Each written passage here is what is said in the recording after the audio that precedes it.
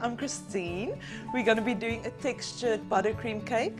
I've done the base as a concrete color to go with the whole theme for today. We've got some different colors here, a metallic blue. We've got a copper and just like an off-white color. We're just going to do some spots on the cake at different places. Some of them can be a bit more lines. And we're first going to work that in, then we'll go with the other colors.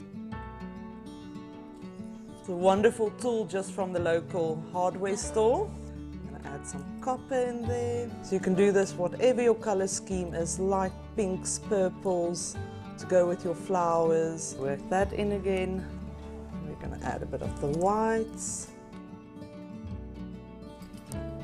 Then we can see if we want to add a little bit more. You could even do it by hand if you've just got a normal spatula.